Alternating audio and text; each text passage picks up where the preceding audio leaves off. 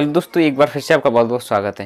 दोस्तों, लाइफ में सबसे बड़ी प्रॉब्लम क्या है जिससे बार बार आपको इम्प्रूवमेंट करना पड़ता है लाइफ में, लेकिन फिर भी आपका जो रिजल्ट है वो डिक्रीज हो जाता है, आप फिर भी पीछे हो जाते हो। तो देखो, एक बात है, आप लाइफ को संसार के बीच में यूज कर रहे हो, चला रहे हो। कॉन्सेप्ट समझिए, संसार के बीच में आप अपनी लाइफ को चला रहे हो। आपके पास प्योरिटी है, आपके पास कंसंट्रेशन, आपके पास पॉजिटिव है, आपके पास ये तीनों चीज़ें हैं। पॉजिटिव कंसंट्रेशन है आपके पास, पॉजिटिव भी है, प्योरिटी भी है।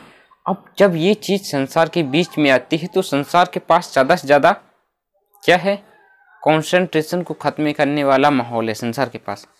जब वो दोनों मिलते हैं तो कंसंट्रेशन क्योंकि आपके पास है, अगर आप संसार के बीच में गए या उस माहौल पर गए, कंसंट्रेशन बहुत जल्दी डिक्रीज हो जाता है। अब जब डिक्रीज हो गया तो आपने तो कोशिश की थी, आपके पास था वो चीज़, कोशिश की थी कि मैं ना करूं या मैं अच्छा से अच्छा रिजल्ट पाऊंगा, लेकिन वो कंसंट्रेशन खत्म हो गया। अब आपके पास क्या होता है कि नेगेटिव की ओर बढ़ने के लिए एक अट्रैक्शन उत्पन्न हो जाता है। आपका कंसंट्रेशन खत्म हुआ और जैसी कंसंट्रेशन खत्म हुआ, नेगेटिव की ओर बढ़ने के लिए या आपको जाने के लिए एक अट्रैक्शन उत्पन्न हो जाता है और फिसल जाते हो आप। ये प्रक्रिया हमेशा बार बार चलती है। तो आपके पास जो भी कंसंट्रेशन है वो आपको बाहरी माहौल से बचा करके रखना है, बाहरी माहौल से अपनी प्योरिटी को बचा करके रखना है। तो देखो, सबसे ज़्यादा बाहरी जो एटमॉस्फेयर है ना, वो आपको तब डिफेक्ट करता है जब आपके माइंड में बाहरी एटमॉस्फेयर की कोई नेचर कार्य करने लगती है।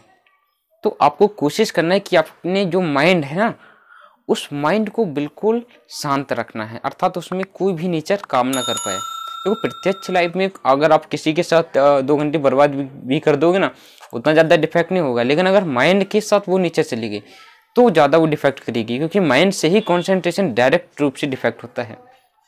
वहीं से प्रक्रिया जो लाइफ की डायरेक्शन है चेंज होती है। सबसे ज़्यादा आपको माइंड में कोई नेगेटिव नेचर को लाने से बचना है और कोशिश करनी है कि इन फ्यूचर पर मैं जो कुछ भी काम कर रहा हूँ उसको कंसिस्टेंसी के साथ करता रहूँ, अर्थात उसमें कोई ब्रेक न आने पाए।